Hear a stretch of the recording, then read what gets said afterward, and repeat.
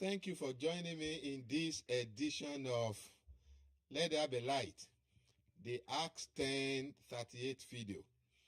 And today, I want us to have a cursory look into a very special topic about somebody in the Bible that asked for a very great thing from the Lord. Give me this mountain. And normally, we don't want any difficult thing.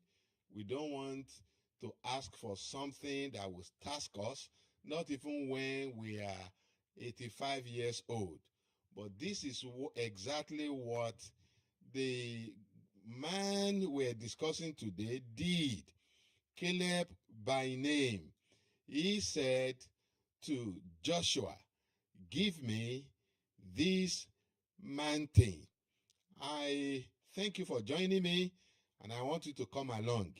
Let's have a very good discussion and see what motivated Caleb to ask for a mountain. Mountain not always, but usually symbolizes problems, big issues. And the mountain he asked for was just that. Now, why will Caleb ask for a mountain? What lesson can we learn from that? How can we apply that to our own life and as children of God? So I hope we will have a very good discussion.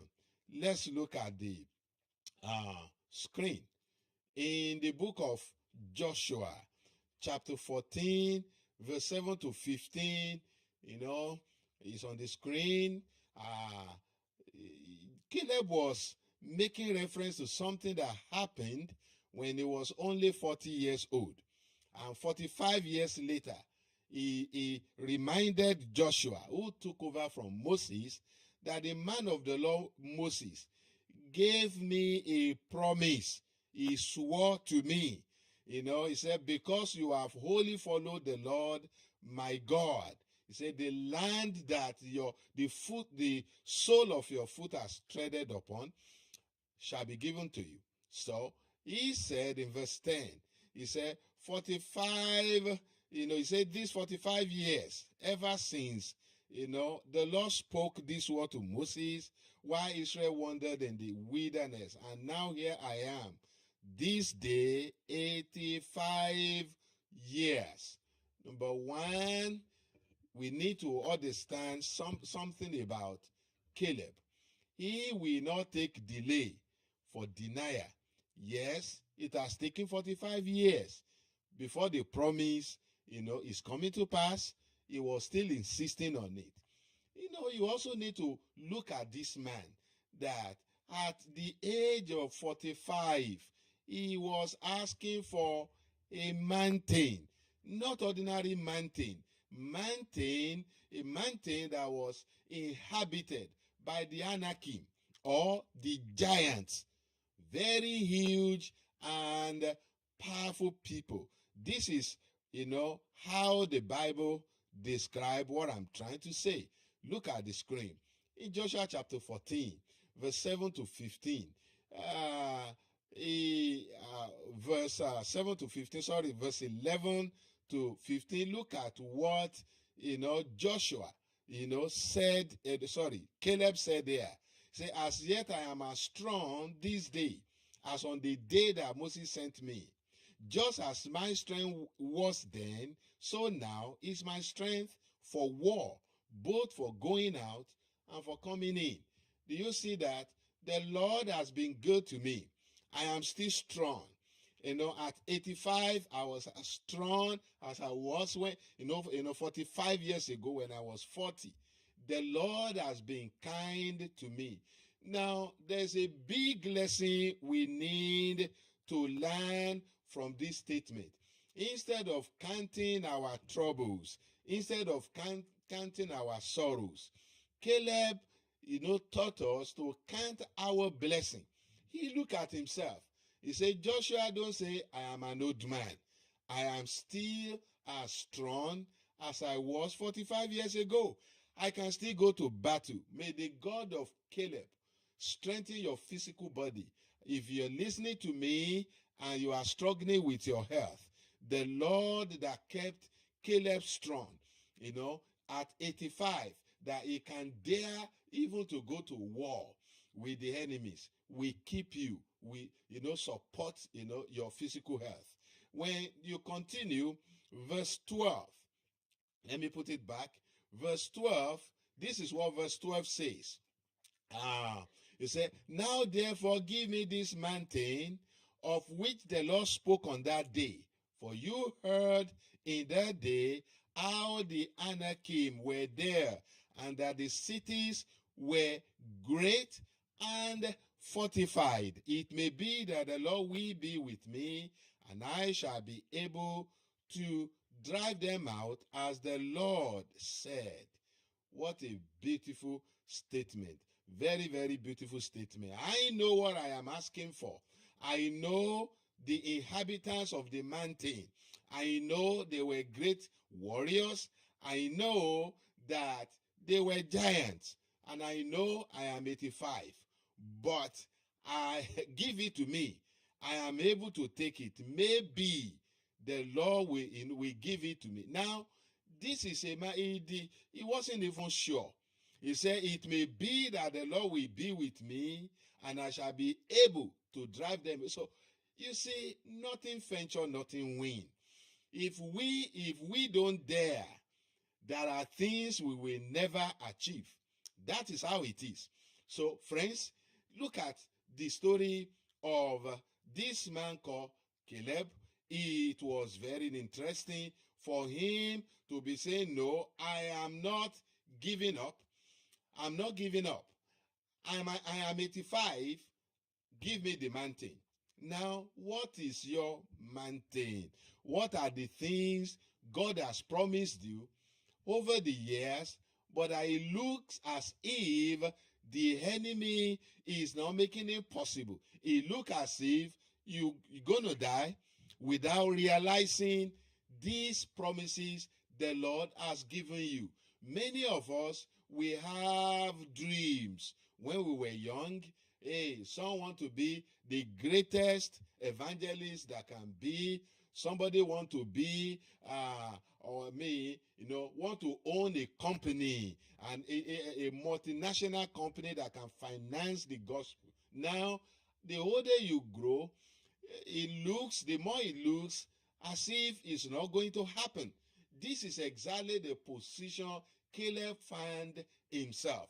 He was even saying, it may be that the Lord will be with me and help me to drive them out according to his promises. What are your attitude? As you grow up in age, what are the attitude you have towards your dream, towards the thing the Lord has promised you in time past? Are you giving up and saying, maybe the Lord will use one of my children to do the thing? This is not what Caleb did. He stood the ground. He said, I will dare, I will endeavor. Give it to me. I believe I can do it with the help of the Lord.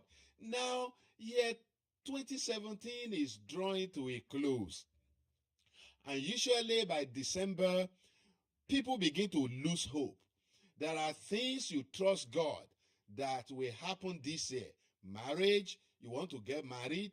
By now, you are still not engaged.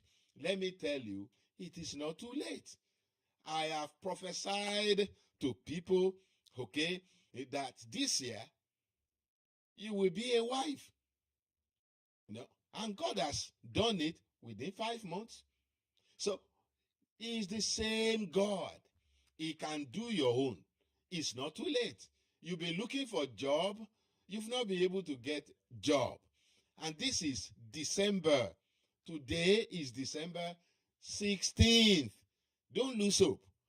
The God of Caleb, can meet your needs. All these, it's a bad year. I don't know what is going to happen. You start taking stock of bad things, dreams that has not come to pass, promises you believe you receive from the Lord that is yet, to happen. I want you to relax and know that our God never arrived late anywhere. When Jesus got to Lazarus' tomb, 4 days after he's been buried, he was still on time. Why? He called the dead back to life. So let me quickly recap so that you can compare your situation with Caleb's situation. God has promised Caleb 45 years earlier, as we've seen, in the scriptures. Now, God has been faithful to Caleb. Caleb had this fantastic health. He was strong. Amen. Let your faith be strong. Even if your physical strength is not like Caleb, worry about your faith. To him that has faith, all things are possible. So, God has been faithful to Caleb, and Caleb, looking at what God has done to him, began to encourage himself. If God has kept me this strong, it's a good sign that he can help me to overcome the Anakims. What are you looking for in your past life? Oh, life has been very unfair. Wait a minute. Is there nothing good God has done for you? Are there no signs that God is still on your case? Is it not possible, if you look back, that the Lord who did this for me will do it for me, will do this one for me as well? When we look into the Bible, the faithfulness of God in years past always encourage, our forebears, the people who came here before us. Look at David. Okay, when he saw Goliath, he remembered how God used him to kill a lion and a bear. And he encouraged himself and even said to Saul, the Lord who delivered me from the paws of the lion and the bear will deliver me from this uncircumcised Philistine. The goodness of God in time past should be a stimulus, an encouragement, for you, that the Lord will not abandon you, his project. He doesn't do that. Bible says he's the author and finisher of our faith. Caleb asked for a mountain of deadly problems, 45 cities, great cities, inhabited by the Anakim. Hey, now, you must not forget something. These are the exact people that when Moses sent spies, 12 spies, to go and spy the land, when they saw the Anakims, they brought a report back to the rest of the nation to say that we were like grasshoppers. The whole nation said, oh, we are not able to fight them. We were like grasshoppers beside them. And God got very angry because they are not going to kill the giants by their own strength. Now one man is asking for what troubled the whole nation. Think about that. Think about that. God appreciates faith. Faith in his word. That is what happened. You understand? So, and he got it because he was faithful. That's it. God always reward faithfulness to his cause, to his name, to his word. He likes it when we believe him, when we don't second guess him or doubt him. Now, I want you to ask yourself, what are my mountains? What can you call your own mountain? Begin, to, discuss, write them down. Please write your mountain down. Yeah, I've been having a lot of challenges, maybe with my children or with a particular child. Maybe there is a child, a daughter or a son that refuses to talk to you anymore, that refuses to even visit you, that will not even call. And it has become, for years now, that has been the story. And you are getting older and older and you are worried. I want you to know this. The God that did it for Caleb will bring your own mountain, you understand, under your foot. You will take over your own mountain. You kill the giants by the grace of the Lord. You've been struggling with your health. Health has become a mountain to you.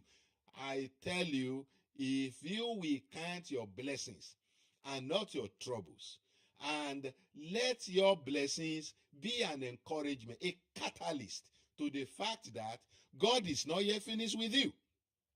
He is not yet finished with you. If you have that disposition, I tell you, beloved, things are going to change. Things will change. Okay, write down your mountains as you are looking at me. Write them down, because I'm going to pray for you at the end of this, session, this video. I will pray for you. Amen. And I trust the Lord is going to answer your prayer.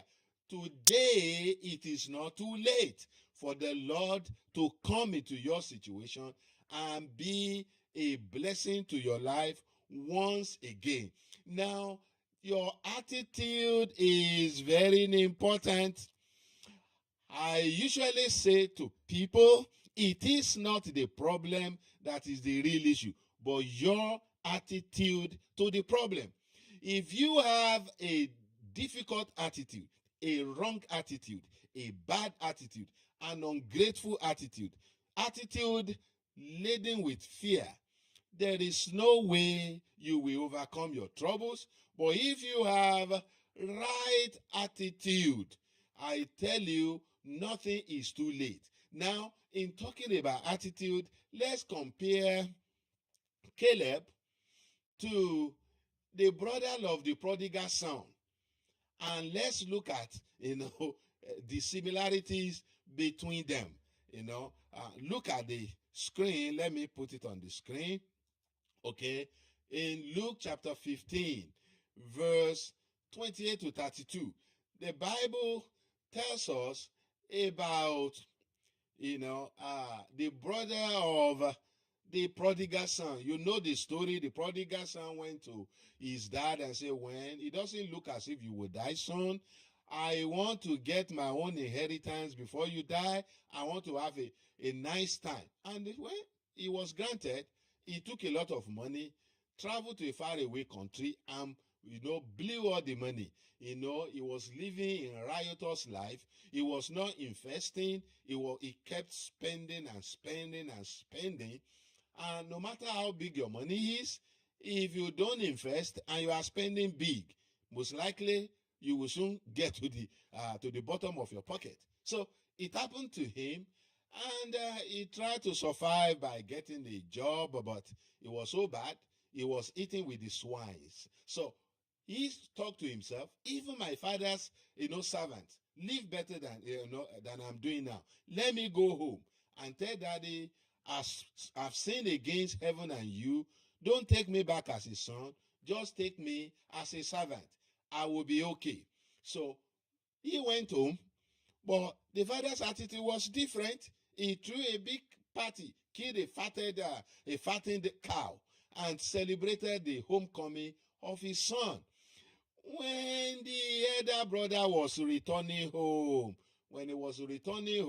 he had jubilation happening in his house and said, hey, what is that? Somebody told him, your younger brother has come home and your father has threw a big party to welcome him.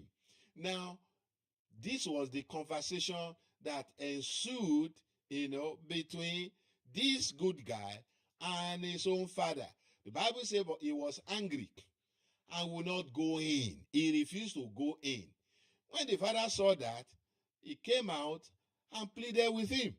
So, what did he say to his father? So, he said to his father, these many years I have been serving you.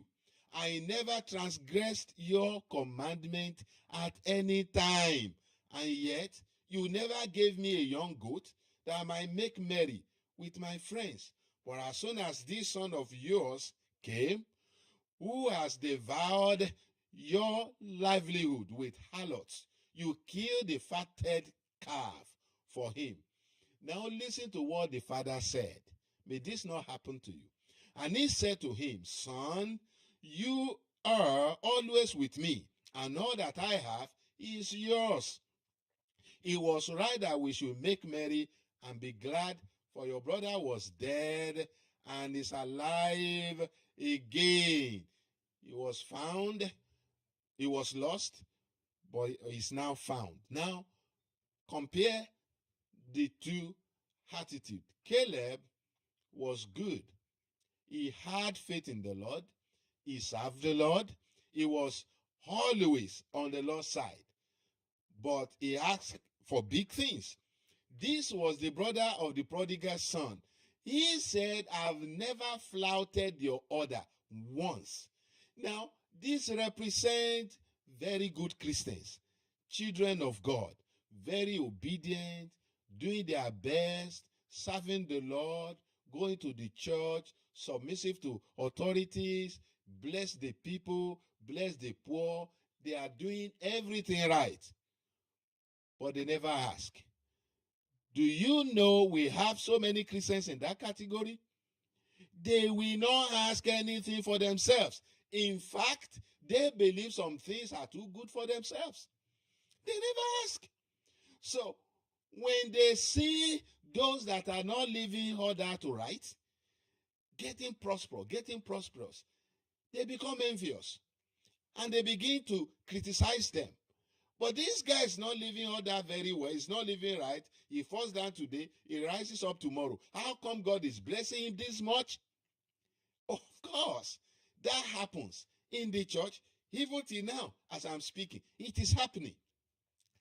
His father came because he refused to come in. He will not come inside. He refused to just come inside the house. He stayed behind. He said, I'm not entering this house again. This is just not fair.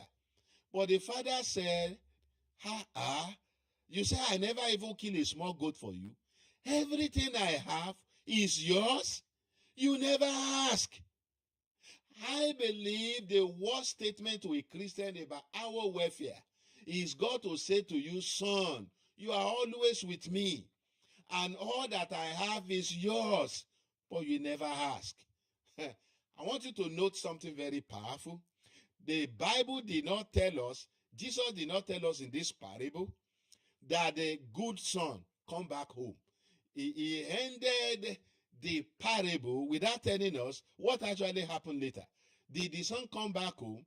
How many times do we have people living right and they are struggling and they ask God, why?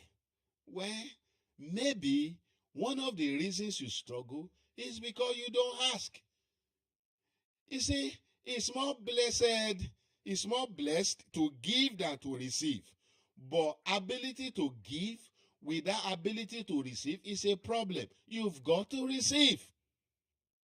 Because if you are only giving, you are not receiving back, how long will it take before you hit the bottom? That is the question you need to ask yourself. Now, I want to ask you a question. Who best describes you today? Is it the prodigal son that came home? Or his good brother that never asked for, any ingredient of merriment? Which of the two describes you? Are you a complaining, holy Christian? Very holy, doing things right, but you are complaining because you are struggling. And are you envious of some Christians? Because at times when some of our brethren are criticized, I can see elements of jealousy there. Okay, perhaps you believe he's not living all that right, but he's getting everything. I have grown up to see many Christians that you will say they are not very serious. They don't pray that much. They don't really worship that much. In fact, they don't live right all the time, for today, rise tomorrow. But they are the type always trusting God for big things, always blessing his name for big things, always confessing that big things will happen to them. And they are getting it. And when these good things happen, some of us then, before we really understand, begin to wonder, how can you be getting this blessing when we always fasting, always doing right, always casting out demons, are struggling? until the Lord opened my eyes to see, to understand the parable of the prodigal son. That the good, son got nothing. Why? He did not ask for it. So who are you as you listen to me? Who between the two? Are you the brother of the prodigal son, or you are the prodigal son that has come home? Now, I want us to have a look into the scriptures. Just look at only 3 personalities. There are so many, not just 3. 3 personalities that ask something great, something big for themselves. I'm not talking that somebody who asks something big for the church, for the nation, but somebody who has something big for his own, for himself, something that benefits him or her. Let's look at the scriptures. Number one, in the book of Exodus chapter 33, verse 13, verse 17 to 23. Just write these Bible passages down. I don't want to stay long today. Now, in Exodus 33, verse 13, verse 17 to 23, Moses asked big things from the Lord. Lord, show me your way. Show me your way, Lord. I just want to know you more. I like to know you more, Lord. Show me your way.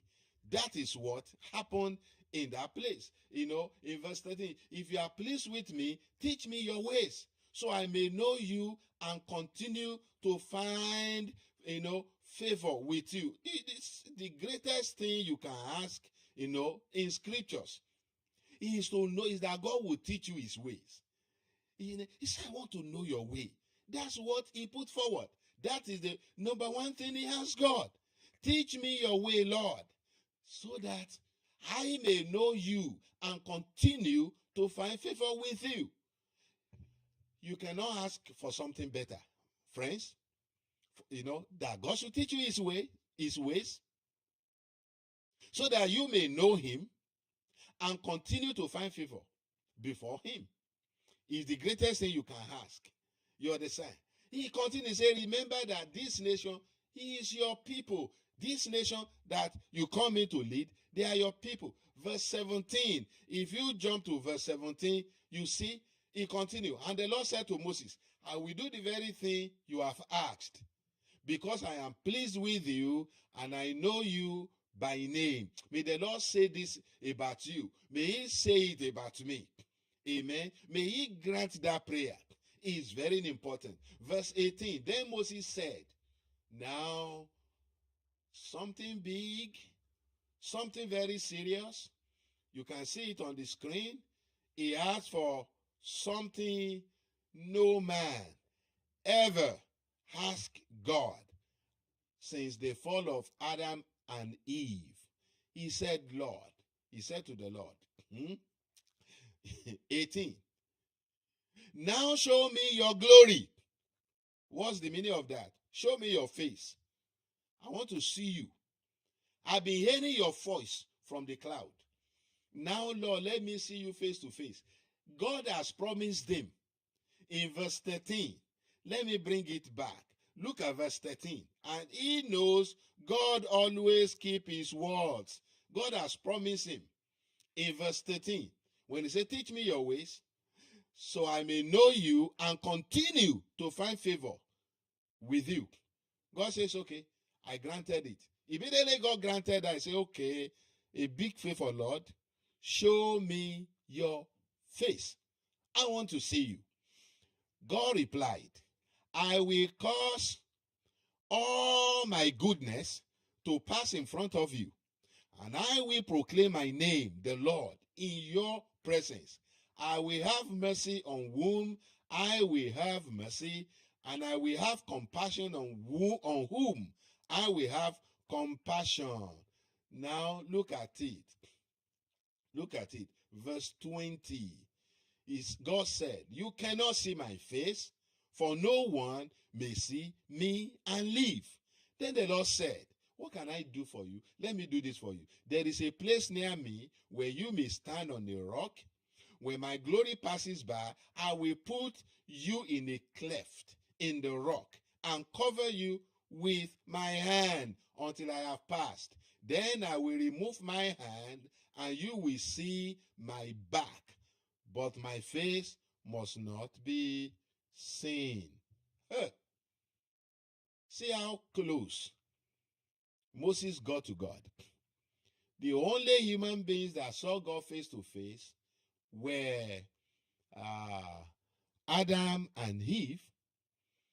And here, Moses said, I want to see you. God said, if you see my face, you will die. Adam and Eve saw his face, they did not die. Why? They were covered with the glory of the Lord. But the body we have now, the Lord will restore us. The body that gets wrinkled with age, the body that is so physical, Adam and Eve were covered with the glory of the Lord. When it was removed, they have to wear clothes. So God said, Moses, you don't know what you are asking for. If I show you my face, you die. But I will help you. I will put you in a cleft of the rock. I will cover you with my hand. I will pass in front of you. My glory will pass. I will withdraw my hand. Then you will see my back. Wow. And it happened. This is something very great. Each time I read about this, I say, wow, this is enormous. Why will Moses even ask for that? Ask yourself. You see, I learned a very big lesson because I travel often, I fly often within the nation I live in and across all over the world. I travel across the seas. Frequent flyer. Now, I was told, it's better you ask for upgrade.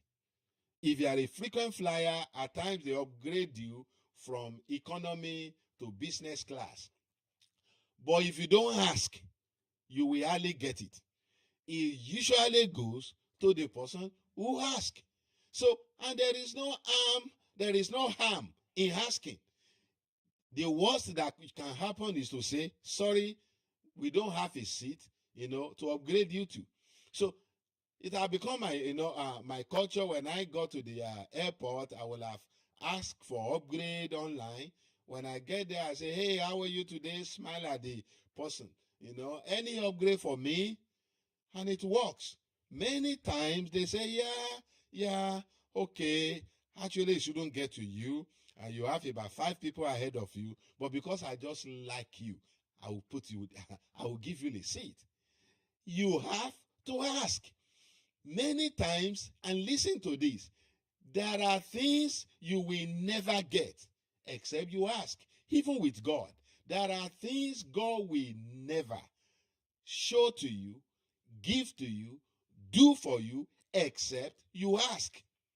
We see this all over the Bible. If Moses did not ask, I want to see your face, it's not going to happen for him.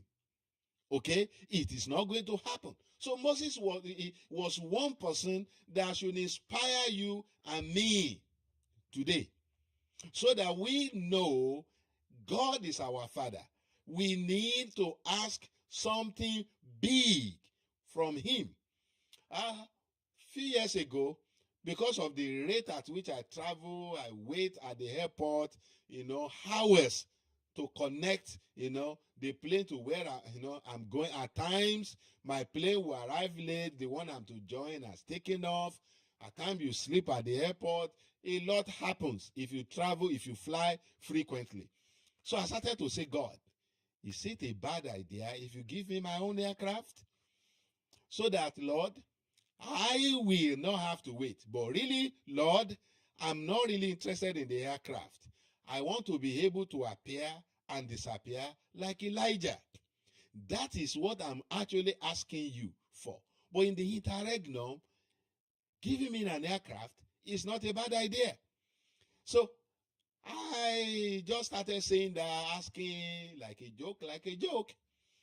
Then I went to a meeting and I met a rabbi, a messianic, Jew, and I gave him a copy of my reference Bible. The rabbi collected it and said, let me pray for you. He held my hands as he was praying. He said, did you ask God for an aircraft? I said, yes. He said, you will get it. And pray for me. Friends, I'm saying this so that you know my aircraft is on the way. This is a man I've never met before. Don't know him, complete stranger. I gave him a copy of my reference Bible, bless him with it. He said, bring your hand, let me bless you. And he began to ask me, did you ever ask God for an aircraft? I say, yes. He said, I promise you, Thursday you will get it. He will give it to you. That's why I don't criticize anybody that has private jet. My own is on the way and will be the best. Amen. Okay, let's continue. Another guy that asked God for something breathtaking. Just like I am asking to, a time is coming I will not have to fly again. I will disappear and appear. It is going to happen because it's the big thing I am asking God. Begin to ask yourself, what is the big thing you are asking God? What is your own man thing that you are asking God? Let's go into the scriptures. Hezekiah was another guy. Hezekiah in the book of 2 Kings chapter 20 verse 8 to 11.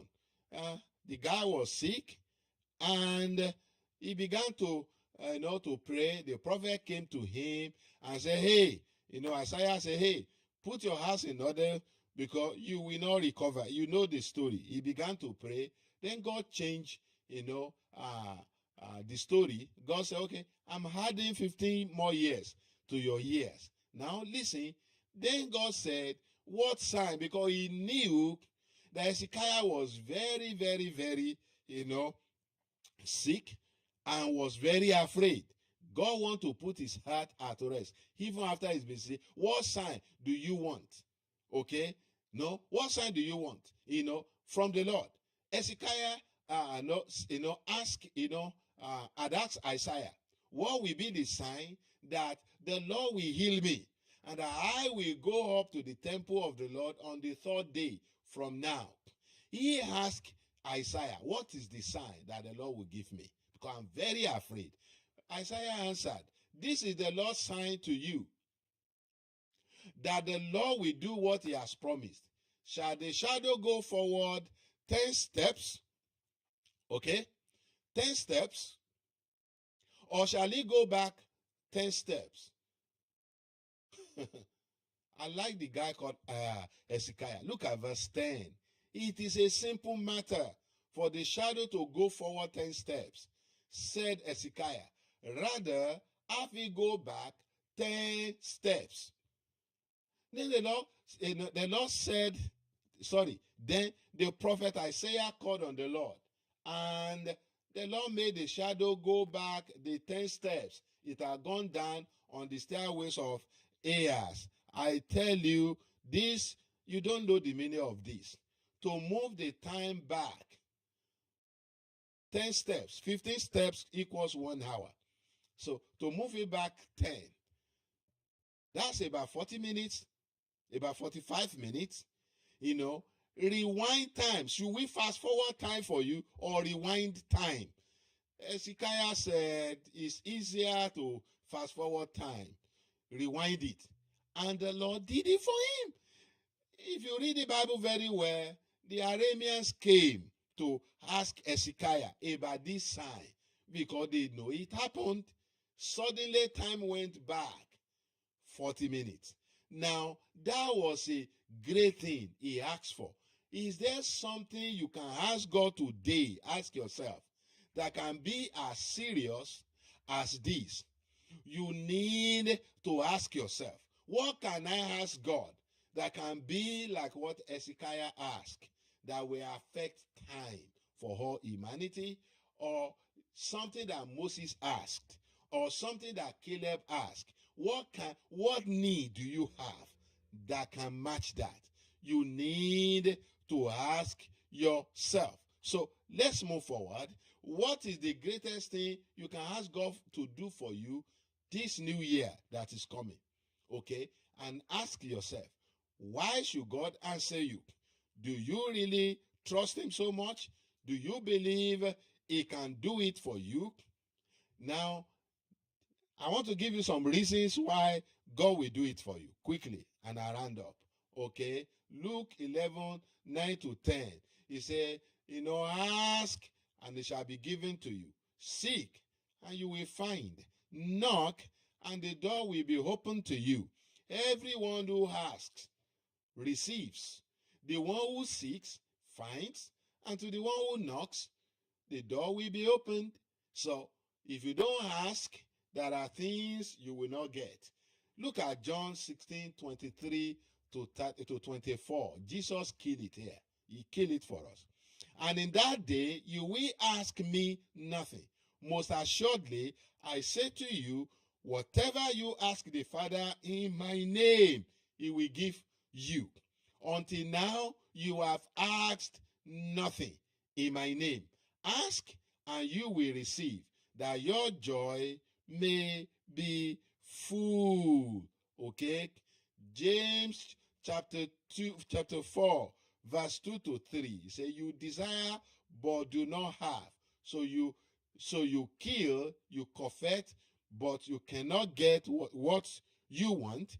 You quarrel and fight. You do not have because you do not ask God. You do not have because you do not ask God. When you ask, you do not receive because you ask with wrong motives, that you may spend what you get on your pleasures. When we have reasons why God will answer and why God may not answer. But I want you to understand perfectly well that if you ask, it is in God's principle to give you if you belong to him. If you ask and you don't receive, it is because your motive is wrong. Your motive is to show off. You understand? Your motive is wrong. That is why God said he will not, answer. So you have more reasons to ask than not to ask. In fact, there is a woman from Syrian Phoenicia. We call her the Syro-Phoenician woman. She was not a Jew. She was not a Jewish.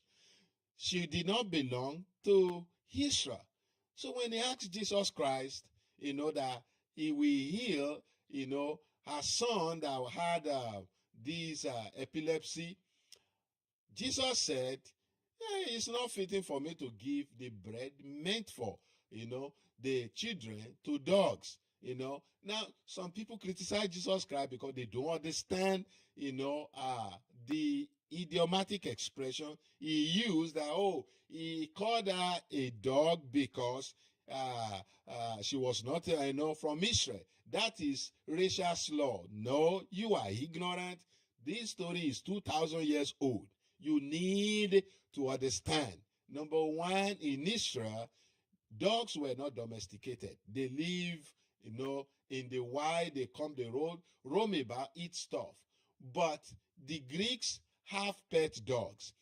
And Jesus Christ was saying, the food meant for the sons, I will give you a pet dog that is well fed. So this thing you are asking is not for you. That's what he's trying to say. It's not a disparaging statement. It's an idiomatic expression. The woman was not angry. The woman responded very well. It was a big thing, she asked Jesus Christ, and he did it for her. Jesus practically came to Israel, and when he was leaving, he now asked the disciples to go all over the world. This, Gentile woman tasted of the food before our time. So that's what happened. So, friends, I don't know your story, what you are passing through, what is eating you up, but I want you to know that if you trust in the Lord, I promise you, it is not yet late. It is not yet late. The Lord can still do it for you. Friends, I'm inviting you to this prayer, speaking in tongues for 1 hour, Mondays, Wednesdays, and Fridays. Details are on the screen. Please come. Make it a duty to come. And please share this video and the Lord is going to bless you. Now, let me pray with you. Let's take this moment to pray. Heavenly Father, I pray for everyone that has listened to this video. I speak the grace of God into their lives. I speak the power of God into their life. I ask, Lord, that you lift them up. Father, give them the grace, the faith to ask you for big things today.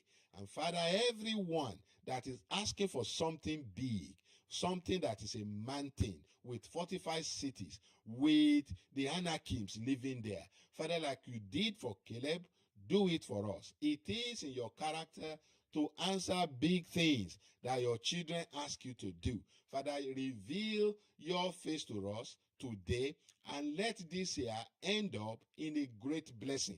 Let your holy name be highly exalted, and let your people rejoice. Hallelujah. Thank you once again for joining me. Please visit our website, Acts 1038, acts1038.com, and look at some of these our books. They will be a great blessing to you. And this is a Bible like no other one. Till I see you next Saturday, remain blessed and rapturable. Bless you, everyone. Bye.